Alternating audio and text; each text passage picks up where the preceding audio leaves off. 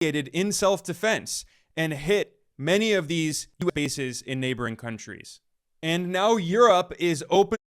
The war that the United States and Israel are waging against Iran has rapidly expanded into the war that the United States and Israel are waging against Iran has rapidly expanded into an international conflict. The U.S. has surrounded Iran with 24 military bases, and Iran has retaliated in self-defense and hit many of these U.S. bases in neighboring countries. And now Europe is openly getting involved in this war. France, Germany, and the United Kingdom have all publicly supported the U.S. and Israel and have said that they're going to enter the war and support the U.S. that started this illegal war of aggression against Iran. I'm going to talk more about Europe's role in a moment here, but first I want to discuss a bombshell admission that was made by the U.S. Department of War, the Pentagon. CNN reported that in a briefing with congressional staffers on the 1st of March, the second day of this war that Trump started, the Pentagon admitted, I'm reading again, quote, Iran was not planning to strike U.S. forces or bases in the Middle East unless Israel attacked Iran first, undercutting the administration's argument on the 28th of February that Tehran was planning to potentially strike the U.S. preemptively and posed an imminent threat, end quote. So CNN is reporting that the Pentagon has admitted that this war is based on lies. When Donald Trump announced in a video he posted on social media early on the morning of the 28th of February that the U.S. had launched this war against Iran, he claimed that it was preemptive and the U.S. had to attack Iran because supposedly Tehran was threatening the U.S. The United States military began major combat operations in Iran. Our objective is to defend the American people by eliminating imminent threats from the Iranian regime. We now know this is a lie. This is yet another U.S. war of aggression based on lies. And CNN also interviewed U.S. government officials who said there is no intelligence to support Trump's claim. It was completely manufactured, like the lie that the George W. Bush administration spread, claiming that supposedly Iraq's leader Saddam Hussein had weapons of mass destruction, WMDs, and that's why the U.S. had to invade Iraq in 2003. Both of these wars are illegal wars of aggression based on lies. So now that we've established this very important fact, let's talk about Europe's role in this war. The governments of France, Germany, and the United Kingdom published a joint statement on the 1st of March, openly saying that they're joining this war, that they support the U.S. and Israel in this war of aggression against Iran. And they said that they are, quote, enabling necessary and proportionate defensive action to destroy Iran's capability to fire missiles and drones at their source. We have agreed to work together with the U.S. and allies in the region on this matter, end quote. Then on the same day, the Prime Minister of the UK, Keir Starmer, revealed in a video that the UK is allowing the U.S. military to use British bases in order to attack Iran. In other words, the UK is now directly participating in this illegal war of aggression against Iran, which means the UK is now a valid target. Iran, under international law, has the right to respond and hit British military bases that are being used to attack it in an illegal war of aggression. This means that Europe is not only supporting this war, multiple European countries are now directly involved and complicit in waging this war against Iran, which means you should not be surprised if Iran starts to hit British and French military facilities because they're now legitimate targets. And multiple European countries have been working with the U.S. military in the 24 bases in the Middle East, in West Asia, that surround Iran. And the narrative we hear coming from Western governments is that Iran is supposedly this crazy country that's just attacking countries haphazardly for no reason at all. But in reality, Iran has a legitimate right under international law to act in self-defense. This is clearly established in the Charter of the United Nations. Article 51 of the UN Charter says that countries have, quote, the inherent right of individual or collective self-defense if an armed attack occurs against a member of the United Nations, end quote. And then it adds that the UN Security Council should take action in order to maintain international peace. But the UN Security Council has not done anything because the US has veto power, and the US is the one that started this illegal war of aggression. So again, Iran has a legitimate right under international law to respond and to hit these US military bases and also European military facilities of European countries that are now waging war against it. And this is why Iran has targeted US military bases in Bahrain, Qatar, Saudi Arabia, the UAE, Oman, Kuwait, Jordan, Iraq, and also Israel, which is directly attacking Iran. This is all legitimate under international law, and yet Western government officials and Western corporate media outlets act as though Iran is crazy and is just attacking everyone, not mentioning the larger context that Iran is acting in self-defense. This is the country that was attacked in the first place. And there are already multiple US military casualties, and Donald Trump has come out publicly and said there will likely be more deaths of US troops. But this is a sacrifice that the US empire is willing to make because the US empire is obsessed with trying to carry out regime change in Iran. In 1953, the CIA overthrew Iran's democratically elected prime minister, Mohammad Mossadegh, because he nationalized the oil of Iran and refused to allow US and British oil corporations to exploit it. And then the US put in power a dictator, the Shah, a monarch who ruled Iran with an iron fist until his brutal US-backed dictatorship was overthrown in a popular revolution in 1979. And ever since then, the US empire has been desperate to try to overthrow the revolutionary government in Iran to put in power another US puppet regime. That's what this war is actually about. The US empire wants to establish complete hegemonic control over one of the most geostrategic regions of the earth, West Asia, that has the largest reserves of oil and natural gas and critical minerals and many other natural resources. And it's extremely important as the US wages a new Cold War against China and Russia and wants to encircle China and Russia in order to weaken them. But Iran is a major country. It has 93 million people. It has sophisticated military capabilities. It is not a relatively small and relatively weak country like Venezuela or Cuba that the US is also terrorizing and trying to destroy and invading and imposing blockades on. Unlike those countries in Latin America, Iran actually has the ability to defend itself, which is exactly what it's doing by hitting these US military bases in neighboring countries. And Tehran understands that this is an existential war. The US will accept nothing other than regime change.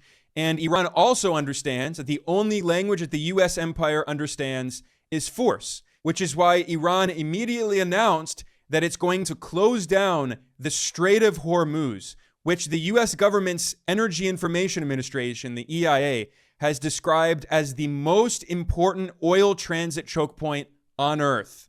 Every single day, 20% of the global oil supply flows through this very narrow strait right off the coast of Iran.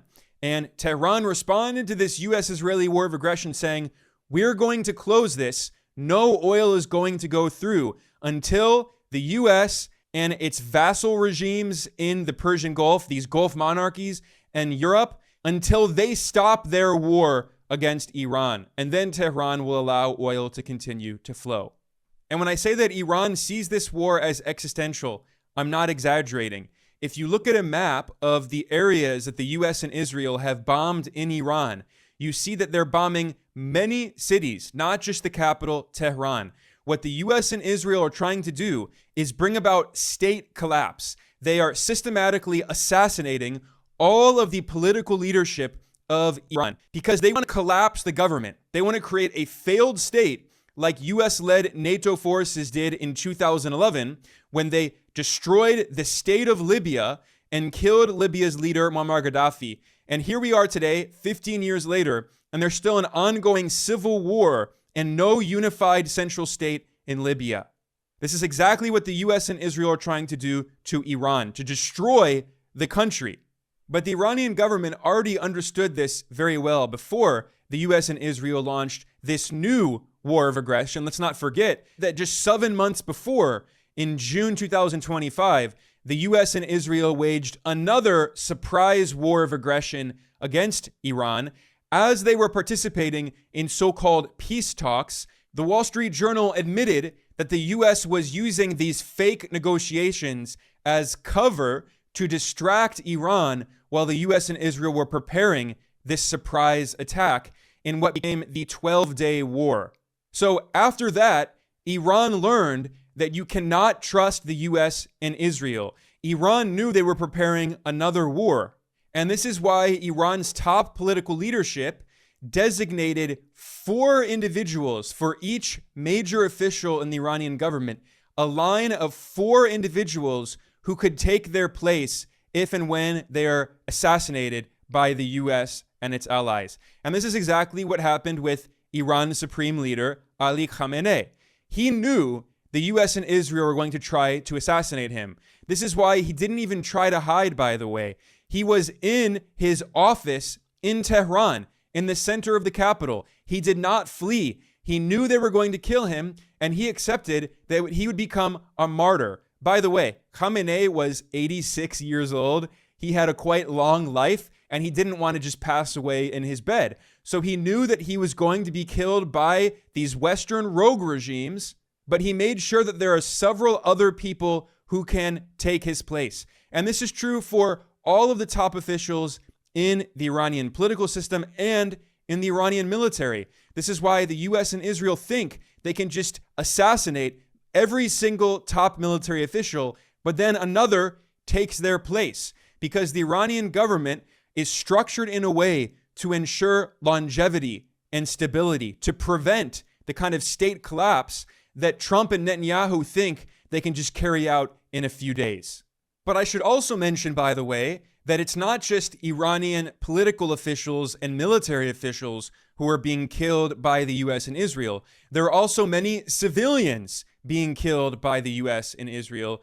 The New York Times itself admitted that at least 115 Iranians were killed in a US-Israeli attack on an elementary school in the south of Iran. And that's a conservative estimate. The UN news agency reported that around 150 Iranians were killed in this US-Israeli attack, many of them children, because this was an attack on a girls' primary school. And in addition to killing 150 civilians, the US and Israel also wounded another 100 Iranians, mostly school children, mostly young girls. And the UN Education Agency, UNESCO, said very clearly that, quote, "The bombing of a primary school during the US and Israeli military attacks on Iran constitutes a grave violation of humanitarian law," end quote. So the United Nations has clearly said that the US and Israel are violating international law. So what are the Western government officials who love to bloviate about the so-called rules-based international order? What are they saying? Well, the Chancellor of Germany, Friedrich Merz, was asked about this in a press conference. A journalist said, "What is your response to the US and Israel violating international law by waging this war?" And you know what the leader of Germany said? He said, quote, "Now is not the moment to lecture our partners and allies. We share many of their goals without being able to actually achieve them ourselves," end quote. And by the way, this was reported from the New York Times. I'm reading here from the New York Times. So in other words, European government officials are saying, yeah, we don't care about international law because this serves our imperialist interests. The European countries also want to carry out regime change in Iran. So they're totally willing to support bombing innocent people, children, school children in Iran, because they don't actually care about international law. It's propaganda. It's an excuse. Well, in reality, these European governments are just as criminal and warmongering and imperialist as the US. But as Germany simply doesn't have the ability to achieve the kind of war crimes that the US and Israel are committing. But of course, they strongly support these war crimes.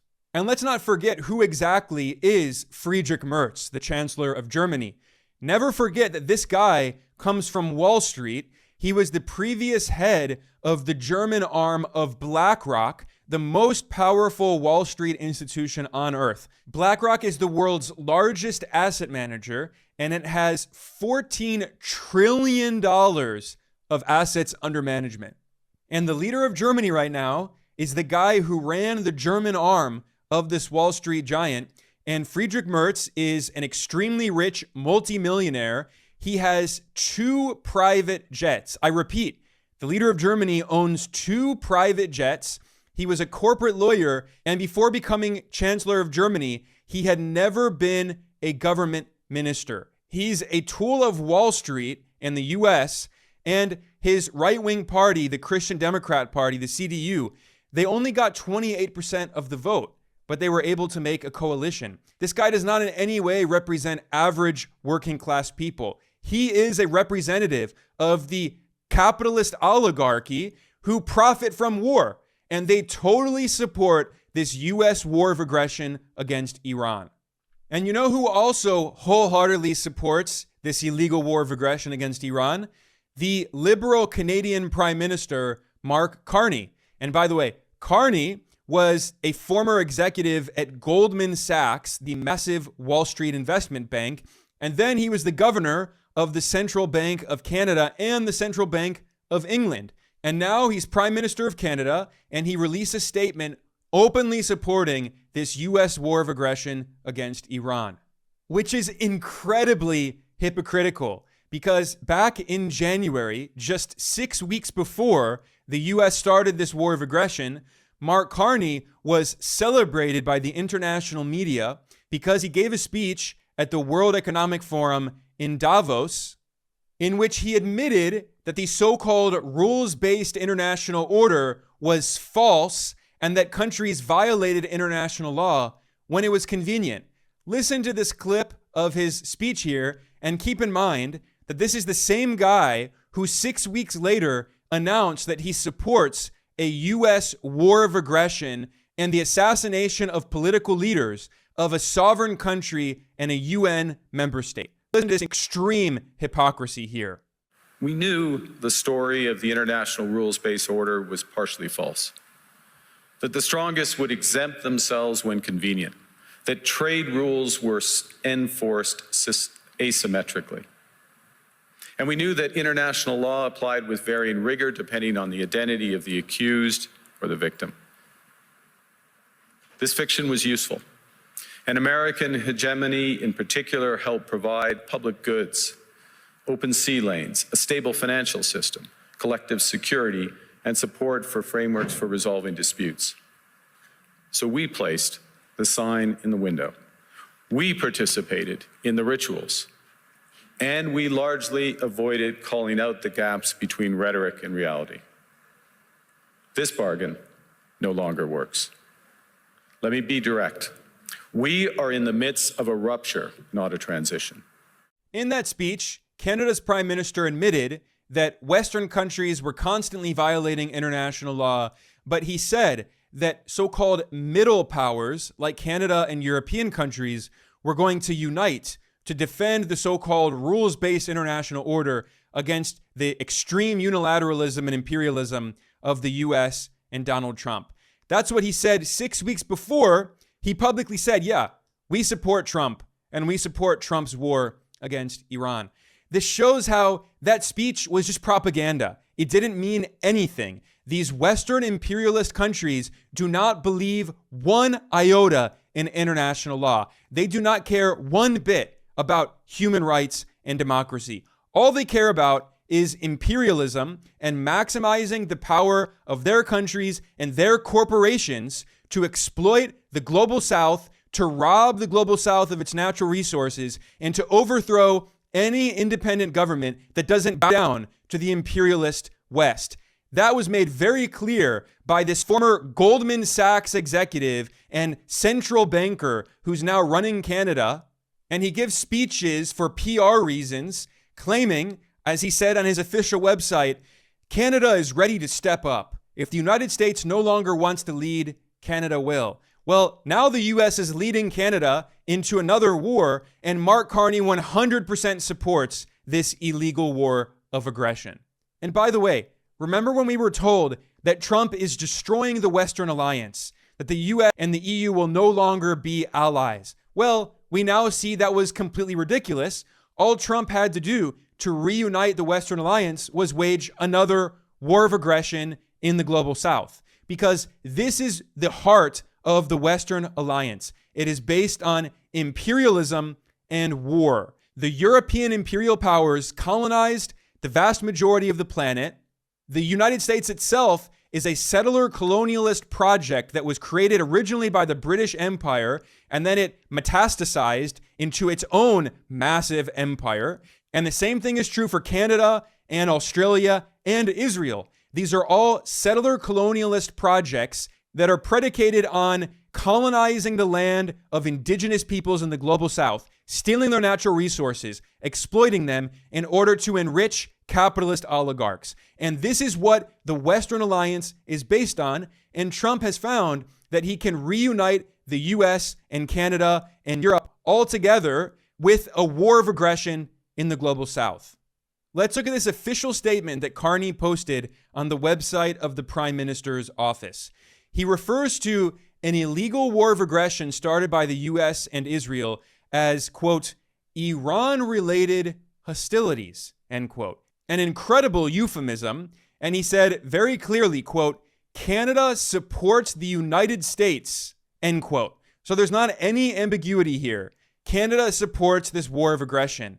He claimed Iran is the principal source of instability and has one of the world's worst human rights records, he claims.